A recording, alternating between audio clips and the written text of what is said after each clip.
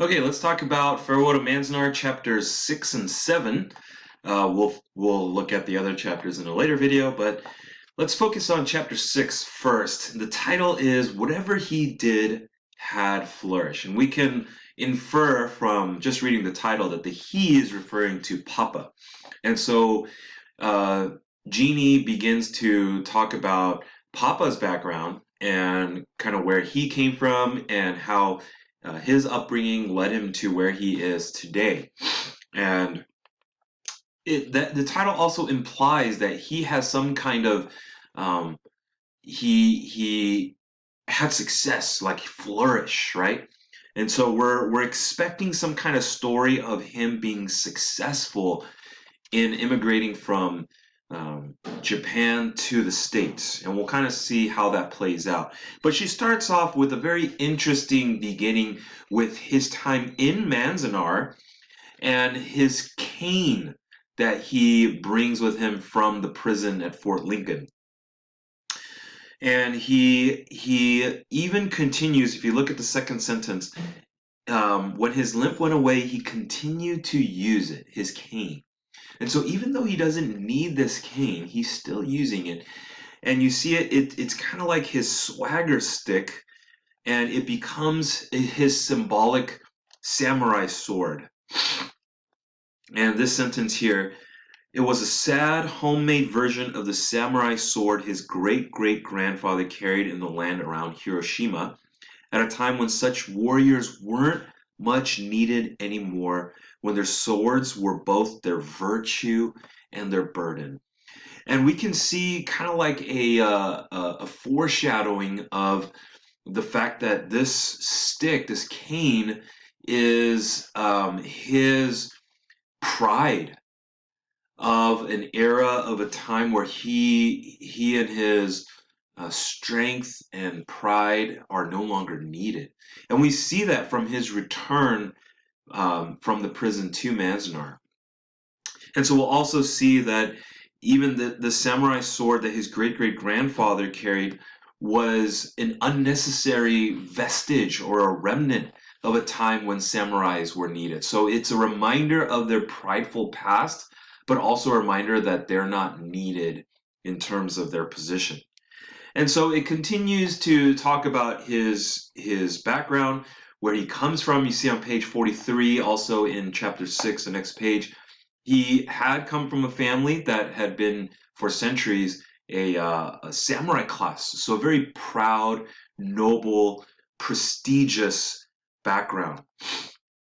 And in fact, he was from a family where he had sisters who were among the first women to receive Japanese or to receive university degrees in Japan. And so he comes from this proud lineage, but all of a sudden he leaves Japan to go make his mark in America. At the bottom of page 43, it says he was spoiled. And he tried to make his own honor, kind of leaving behind the shame that he found from his family. So he comes to Honolulu in 1904, as it says in page 44, and he applies for work at the sugarcane, and so he dresses up all fancy. He takes pride and honor in trying to apply to this job, but he finds out it's like a laborious job, it's a labor job, and other people who are applying start laughing at him, and he kind of gets humiliated. And that's what question 3 is asking, right? The humiliation he faced was he was trying to be proudful of this work that he was trying to find, but they laughed at him because he didn't understand what he was trying to apply for. So then he goes into Idaho. He meets a lawyer from Idaho who accepts his help. And in Idaho, he has a whole plethora of jobs. And this is going to become an important theme of all these jobs that he gets: a valet, cook, chauffeur, mechanic, handyman. And he just ends up working a slew of jobs trying to finally find a job that will land him his riches. And he then meets his wife, who's Jeannie's mom. And Jeannie's mom was American born in Hawaii. Um, and she was attracted to kind of his bad boy attitude, right? And if you look on page 47, Mama's parents were terrified. So question two, um, they were terrified of him, and they met in Idaho, right? At a wholesale market where her family sold produce. Papa was unloading trucks and wagon loads of vegetables. She was 17, he was 25, so there's already an age gap there. And he liked to shoot pool in his spare time, played cards, dressed like a man from a much flashier part of the country. He was also pitching for a semi-pro baseball team.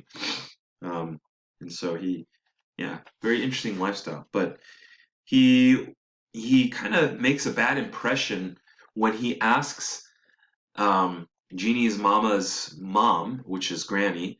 He asks for money and she gives him $5, and he says it's not enough, $5, any more than $5, and kind of has this pretty bad attitude. And so question two is asking you, do you think they were right in disapproving of him, and what are your perceptions on him as a man?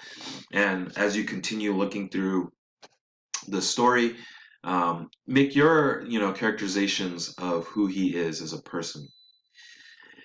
And he continues to. They get married. They have children every 2 years. They end up having 9 children. And his whole goal, page 48, you see his whole purpose, his motivation, right here on the bottom of page 48. Wakatsuki Ko, which is Papa's name, made it big in America and has restored some honor to his family's name. That's his whole drive, is that his relatives would be able to say that he brought honor back to the family. And so we see this very important theme of honor and shame.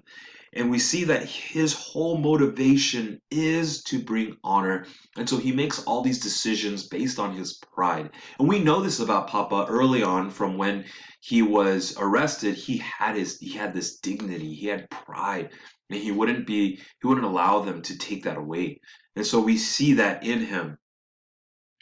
And so there's so many other examples of him in his career that maybe it was hindering him from being successful. His pride didn't allow him to accomplish some of the things that he wanted.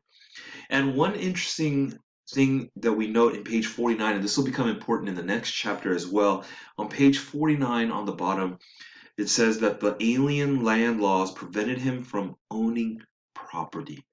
And we see all these hindrances to him because of his Japanese lineage and his Japanese citizenship.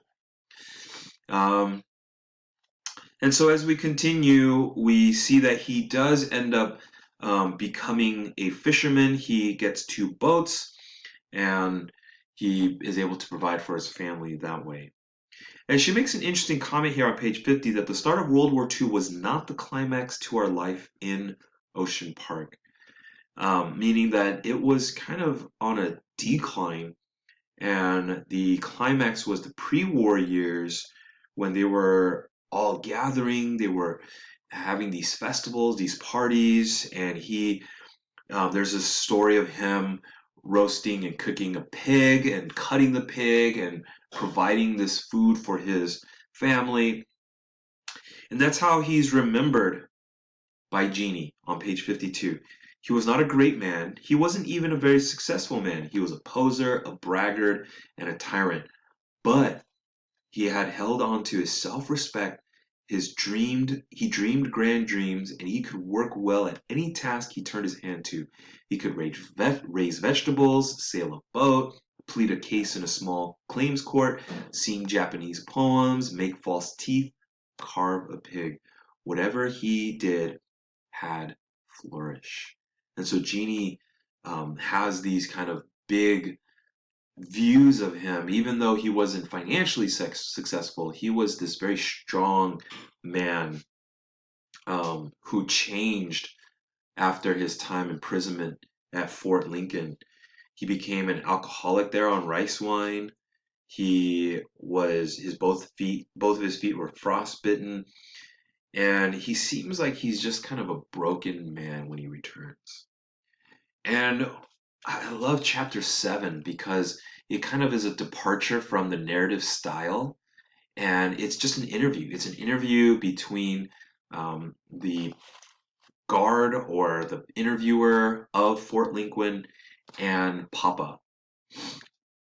And so, as the interrogator is questioning Papa, we see that he's charged with delivering oil to Japanese submarines off the coast of California because they saw a picture of him with these big drums, these big 55-gallon drums.